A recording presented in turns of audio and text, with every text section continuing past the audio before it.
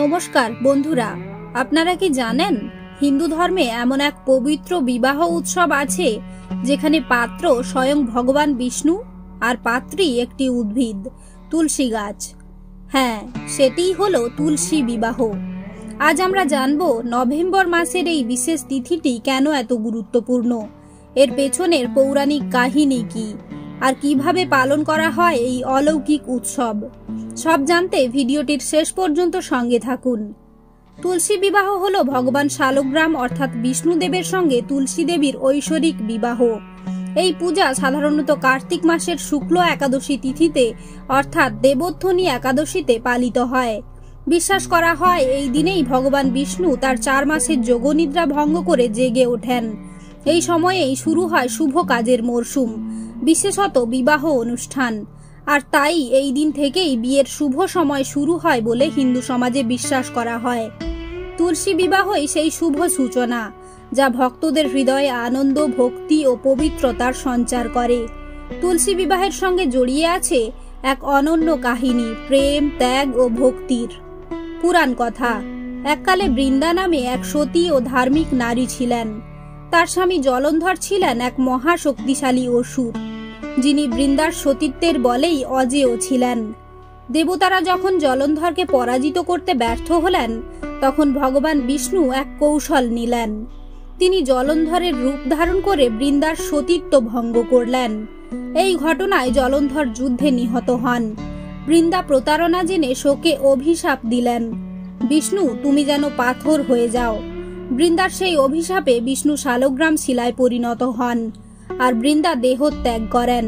তার দেহভস্য থেকে জন্ম নেয় এক পবিত্র উদ্ভিদ তুলসী মা। বিষ্ণু তখন আশীর্বাদ দেন, যে স্থানে তুলসী থাকবে সেখানেই আমি থাকব। তুলসী চিরকাল আমার প্রিয়া রূপে পূজিত হবেন। তুলসী বিবাহ পালন করা হয় একদম বাস্তব বিবাহের মতোই রীতি মেনে। পূজার সামগ্রী: তুলসী গাছ বা তুলসী মঞ্চ, শালগ্রাম শিলা বা বিষ্ণু প্রতিমা, ফল, ফুল, ধূপ, প্রদীপ, সিঁদুর, চন্দন, হলুদ, সুপারি, নারকেল, পানের পাতা, মিষ্টান্ন, নৈবেদ্য, তুলসী পাতা ও গঙ্গা জল। পূজার প্রস্তুতি: ভক্তরা একাদশী বা দ্বাদশী তিথিতে উপবাস রাখেন। পূজার দিন সকালে গৃহ পরিষ্কার করে তুলসী মঞ্চ বা তুলসী মঞ্চিকা সাজানো হয়। তুলসী গাছের চারপাশে মণ্ডপ সাজানো হয়। সিঁদুর, আলতা, চন্দন, কোণের মতো শাড়ি, ওড়না, গয়না ও ফুলে সাজানো হয় তুলসী মাকে। শালগ্রাম শিলা বা কৃষ্ণমূর্তিকে বর হিসাবে সাজানো হয়। নতুন পোশাক, মুকুট, মালা পরানো হয়। আলপনা ও দীপে সাজানো হয় আশপাশের পরিবেশ। বিবাহের অনুষ্ঠান: প্রথমে গণেশ পূজা দিয়ে শুভারম্ভ। তুলসীকে কন্যারূপে দান করা হয় শালগ্রাম শিলাকে। বৈদিক মন্ত্রপাঠ ও শুভদৃষ্টির মাধ্যমে বিবাহ সম্পন্ন হয়। শেষে 7 বার প্রদক্ষিণ করা হয় তুলসী গাছের চারপাশে। তারপর প্রসাদ বিতরণ করা হয় সবাইকে। এইভাবে পূর্ণ হয় এক ঐশ্বরিক বিবাহ, যেখানে উদ্ভিদ, প্রকৃতি ও ঈশ্বর একাত্ম হয়ে ওঠে। তুলসী বিবাহ পালন করলে ভক্তরা অর্জন করেন অসীম পুণ্য ও আশীর্বাদ।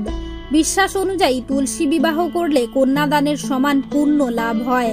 পারিবারিক শান্তি, সুখ ও সমৃদ্ধি আসে ঘরে।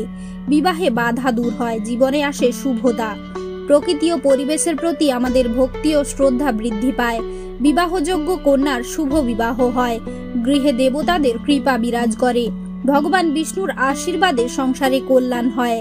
তুলসী আমাদের শেখায় ভক্তি মানে আত্মসমর্পণ, আর ভালোবাসা মানে ঈশ্বরের প্রতি নিঃস্বার্থ আনুগত্য।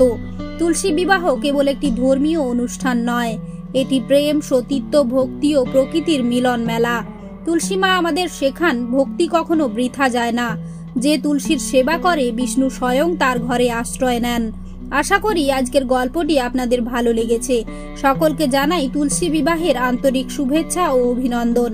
ভিডিওটি ভালো লাগলে লাইক করুন, বন্ধুদের সঙ্গে শেয়ার করুন, আর এরকম আরো পবিত্র কাহিনী জানতে চ্যানেলটি সাবস্ক্রাইব করুন এবং বেল আইকনটি চাপতে ভুলবেন না।